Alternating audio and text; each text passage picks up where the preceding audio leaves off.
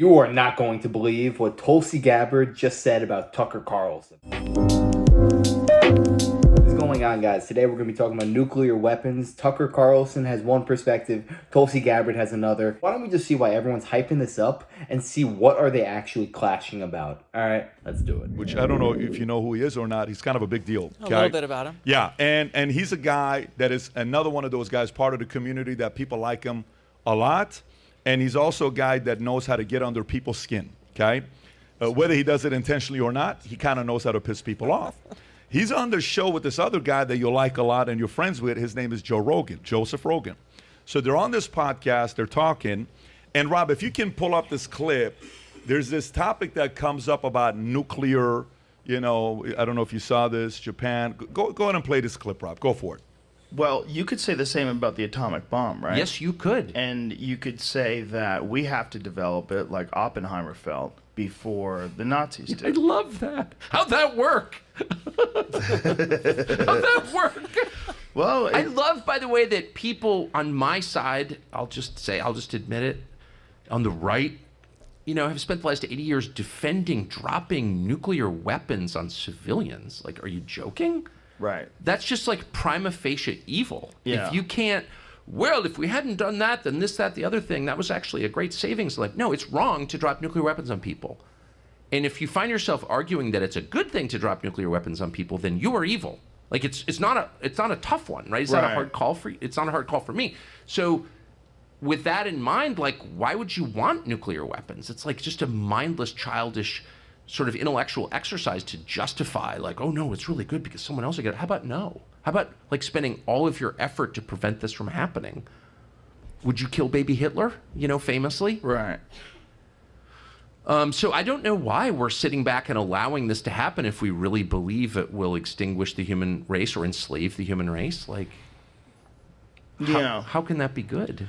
I 100% see what he's saying. Incinerating human beings is never a good thing to do. I know the people you might be doing it to are evil and you'll be killing them. I don't think a human being has a right to take someone else's life. And especially a nuclear weapon, you know how powerful that is? It's not like you're only killing 1, 2, or 3 people. You'd be killing thousands instantly, like the snap of a finger. The fact that one leader can just go rogue and hit a button and incinerate half of the planet, it's freaking terrifying to me, and I don't think anybody should have that power. Now I want to hear your position. You live in Hawaii, all this other stuff, so there's kind of history behind it. So what other reaction do you have to it, Rob? Tell me which one you got, because there's a ton of them. Pick one of them. Just let me know which one you got. We'll pull it up. That was a great For those of you who haven't heard that conversation yet, it's fascinating. They cover a lot of ground. They cover a lot of ground. It is so entertaining. Probably the best conversation of the year, those two being together. I thought it was fascinating. Rob, maybe pull up the tweet of Jeremy Boring. With Jeremy Boring, the co-founder, founder of Daily Wire, he had the following to say about it. He says, people who deny the moon landing or suggest America's evil for the use of atomic weapons against Imperial Japan, or who say that George Bush was behind 9/11 actually hate this country. What? Maybe I am stupid for asking this. Who is Jeremy Boring? How could someone possibly say that? I think it is every individual's duty to question authority at all times. You should never just take what people say blindly and say, oh, yes, I will believe you, and never question anything. Now, I'm not saying that all that stuff is true. What I am saying is, I'm not going to believe anything blindly. Let me see all the facts on both sides, and I'll make up my own mind. This guy just says here, like, oh yeah, if you question anything, you hate this country. Who the heck are you to declare that? Are you kidding me right now? That's who he is. So, best friends with Candace, if you haven't. So, I've never met him. I don't know. By the way, he's actually a very smart guy. We've had him on the podcast, but there's a civil war going on a little bit right now where Tucker, Ben Shapiro's obviously a very different position. Yeah. What's your position when it comes down to the nuclear war? I like your response here, by the way. What's the response? Are you showing that one? Okay.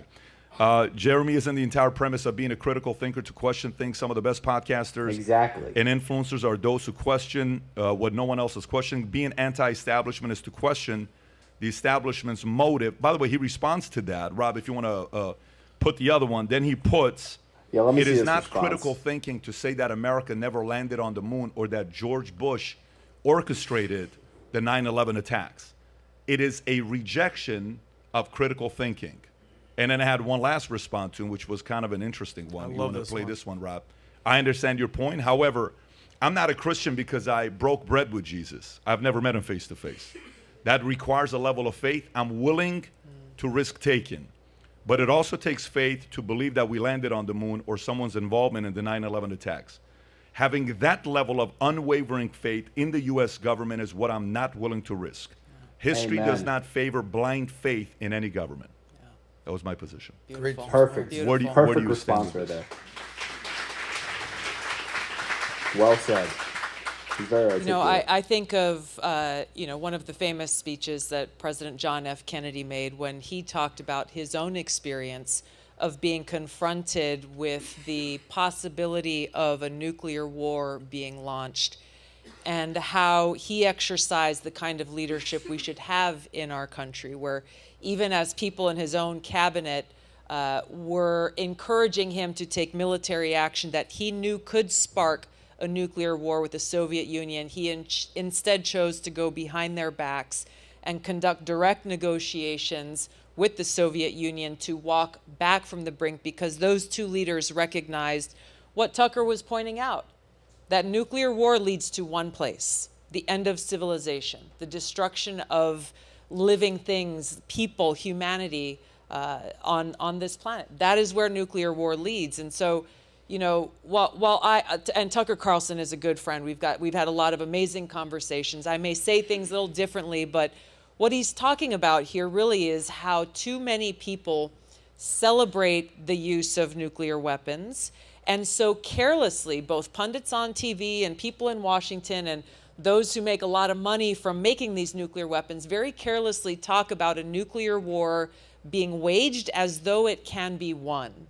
And that is the real issue. And Ronald Reagan famously said that a nuclear war cannot be won and should never be waged. I'm paraphrasing it slightly, but that was his message. And so you've got a Democrat president and a Republican president, both who understood during that Cold War the very, very catastrophic consequences of a nuclear war being waged. So we look at where we are today. You've got the big strategic nuclear weapons that can take out entire cities or countries. You've got the tactical nuclear weapons that they say, well, they're smaller, they can be mobilized, they can be moved, and they can be used in a very targeted way, as though it's just another kind of mortar or bomb or missile that can be launched.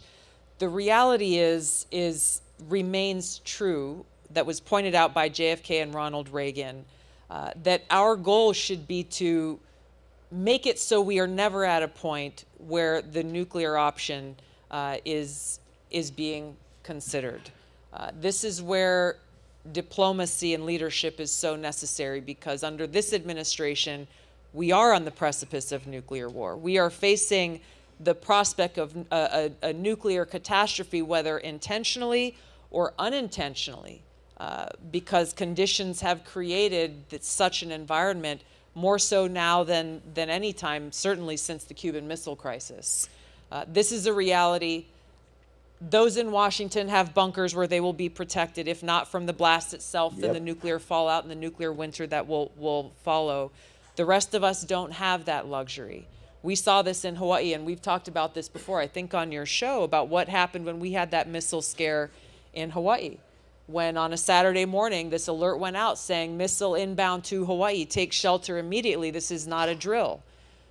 Growing up in Hawaii, who are the people closest to Hawaii that could reach us? North Korea, nuclear capable. They have intercontinental ballistic missiles that can carry nuclear warheads. So for those minutes on that early Saturday morning, it was just a question of how many minutes do we have until we are completely obliterated. While that turned out to be a false alarm, the reality of that threat was very real. It was something that I had hoped would be a wake-up call for leaders across the country, because what we saw was the message says, take shelter immediately, this is not a drill.